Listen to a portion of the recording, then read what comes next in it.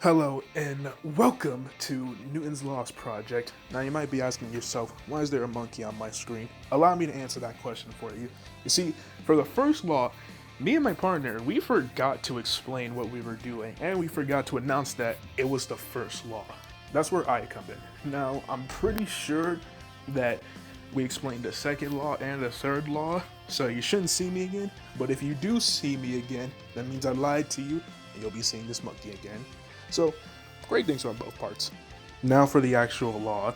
Newton's first law states that an object at rest will remain at rest, and an object in motion will remain in motion in a straight line unless it is acted upon by an unbalanced force.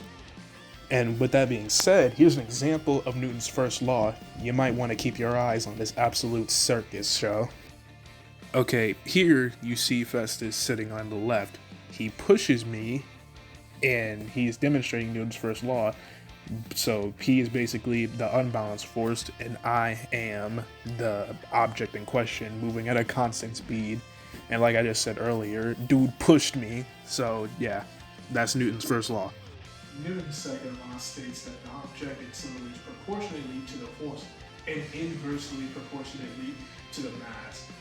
Okay, for Newton's second law example, I had to get a bit creative, so I found an enemy here with a relatively large mass, and I shoulder bashed into him, and he just straight up disintegrated. He didn't move at all. The force of my shoulder bash did not move this enemy with a high mass. So let's take it one step further and add something with a low mass. So I found a lower mass enemy that was getting in my way, so I decided to make him a volunteer for this next one. So I bashed into him with my shoulder, right, with the same force, but he went flying. That's because since he is of lower mass, his acceleration was far greater than that of the higher mass enemy, making him go flying into the air before disintegrating.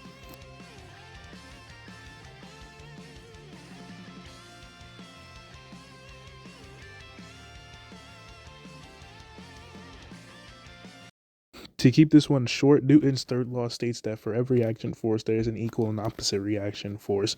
So when he decided to push me, he was the action force, and the opposite reaction force was the floor pushing upwards on me. So as an example to Newton's second law, I have my friend here who's going to be lifting a bar that has a mass equal to 65. Now, so I'll allow you to see. Now, as he's going down, he's producing a force greater than 65 in order to accelerate the bar proportionately upwards.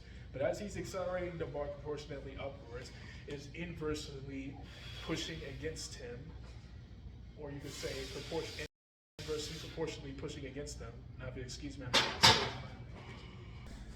I'm 3, 2, 1. There's no way! So, as an example of Newton's second law, I have my friend here over at 65 pounds. Well, we'll say mass in this sense. This total bar adds up to 65 mass. Or it has a mass.